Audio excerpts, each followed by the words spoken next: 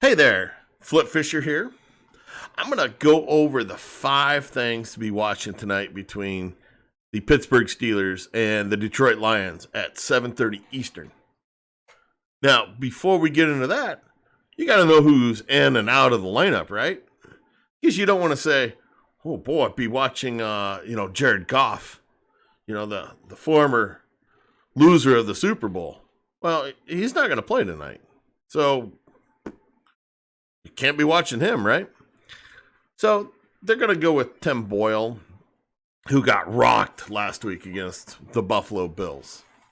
And we will see what he's actually going to bring to the table. Their stud running back, DeAndre Swift, he is also out. It sounds like Hawkinson is also out with a minor injury. Their wide receivers, this is going to be a little interesting. Brashad Perryman, who, we all know him as the former Baltimore Raven wide receiver.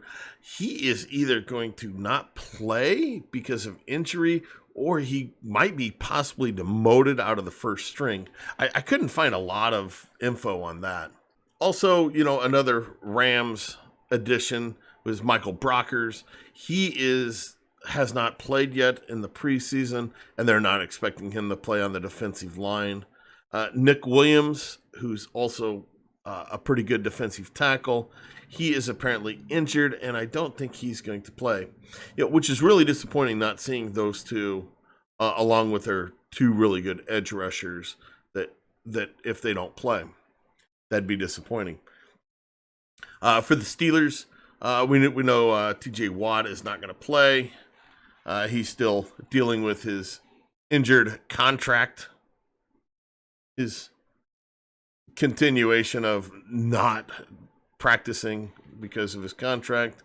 We will not see him next week either, I'm sure. The big question with him is, will we see him week 1? Tuitt is probably not going to play because of an injury. And I'm not really sure exactly what that injury is because of, Mike Tomlin doing his best impression of Bill Belichick on not being truthful with injuries. Claypool is also not going to be playing tonight. We saw him. We all read about the big injury scare that popped up on Tuesday when, he went down with the ankle injury that Steeler Nation held their collective breath on. Oof. We really dodged a bullet there that, it was not more serious. Definitely got lucky. On the defensive side of the ball, Antoine Brooks is not playing again because of injury. So that gives Mullet another start at the nickel corner, which is a big boost for him. He had an interception last week, but he's put up some really, really horrendous tape when he was with the Jets. So I'm definitely not going to get all excited, especially with no Goff. But he is going up against St. Brown, I believe, is a rookie. And we'll have to see what he brings. So that being said, that is definitely that is the first of my top 5 to be looking at is without Brooks playing, how Mullet does play. It's huge. If Brooks cannot get going here and show that he is worthy on keeping on the roster, he might be sitting on the practice squad again like he did at the beginning of last year. You can't keep a guy that can't stay healthy, can't produce. All right, so the next guy is Cam Sutton. I'll tell you, this is just huge. If he struggles again on the outside, and I'm just going to say he struggled last week. If he struggles again, I think you got to be worried about him starting off the season as the outside cornerback there. Now, I'm not saying that Pierre is any better, because honestly, I'm not sure if he is. We just haven't seen enough of Pierre especially on that side. to make any real judgments. So will Cam Sutton man up this week and look better?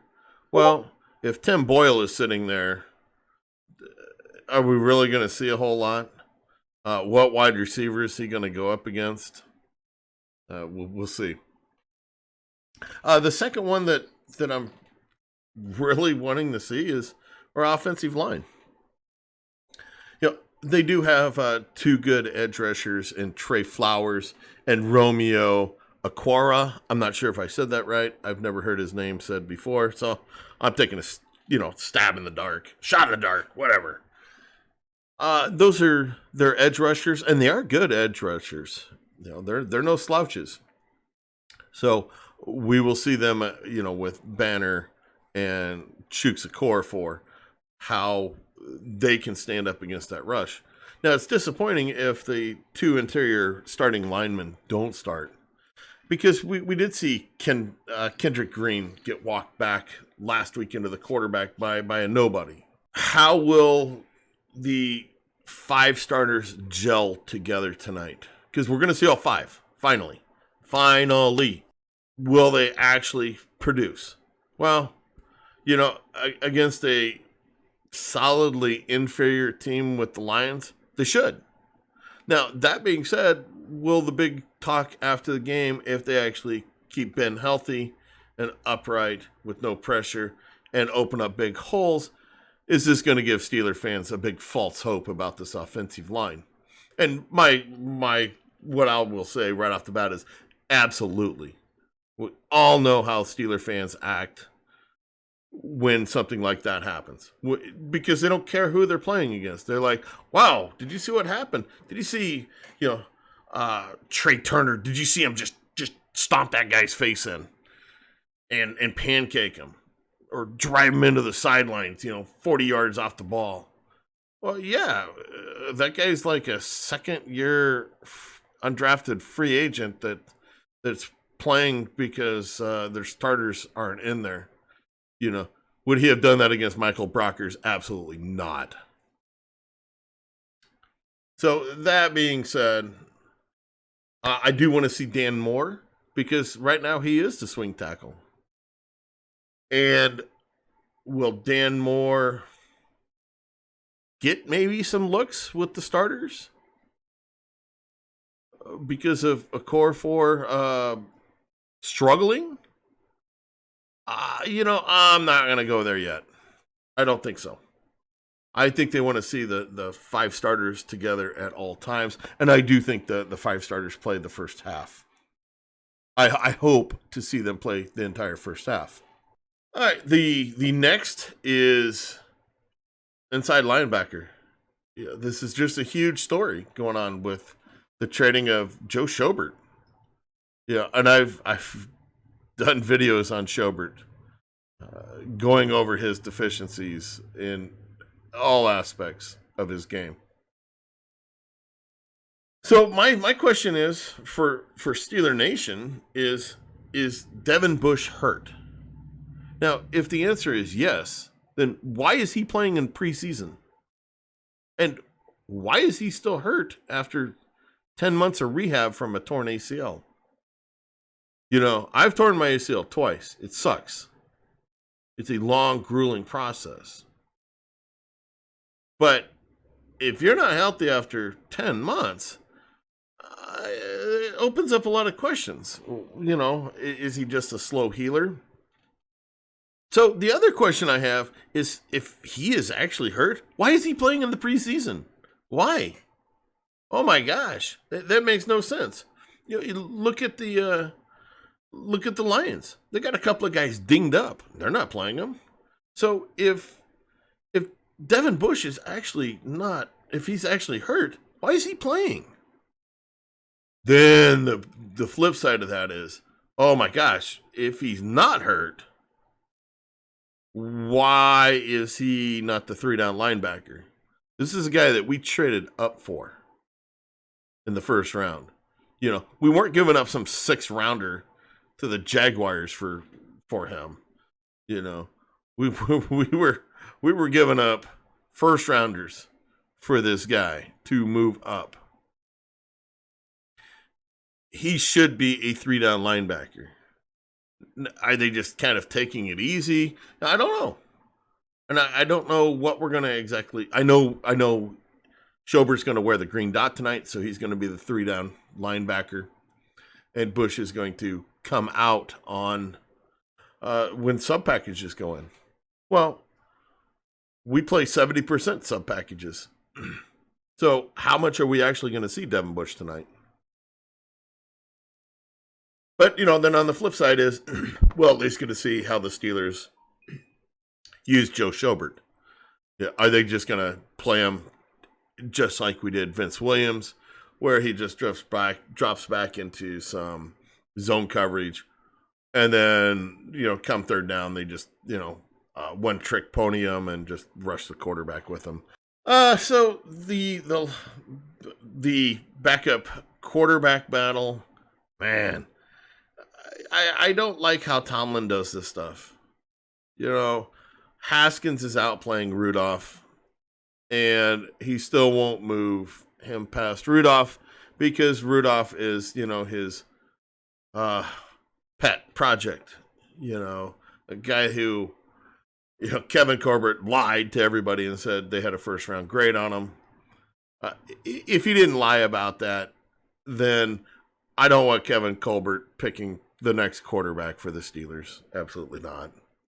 Why Rudolph is second and Haskins comes in third, I don't know. We do know that Big Ben is only going to play 12 or 18 snaps, so we're looking at a drive or two, depending on the success against the lowly Detroit Lions. I really would not expect Dobbs to play tonight. If he does, I sure wouldn't expect it to be very much. If things go like 2019, when in this same situation, Devlin Hodges did not play. And then the last one, oh my gosh, the punter battle. Whew, we got the big chubby, can I call him fat, punter with our 7th round pick, Harvin? Or does the veteran Barry pull it out? This has been kind of a fun little battle between the two. Because right now there's no clear-cut guy. They've both punted well in preseason so far. So that's just been a fun kind of distraction. An honorable mention would be, I think Benny Snell is going to play. He'll probably might see some time with the first stringers, depending on how long Harris plays with the first stringers. But the running back battle is still raging. So, what's your favorite battle tonight of what you all want to watch? Now, are you an offense guy, defense guy? Offense lady, defense lady? Let me know in the comments section. All right. Well, this has been Flip Fisher. Y'all take care and go Steelers. Be sure to subscribe and ring that bell to get notified when I do put up more content. Be on the lookout for a podcast tomorrow where I go over what we saw in the game tonight. All right. Laters.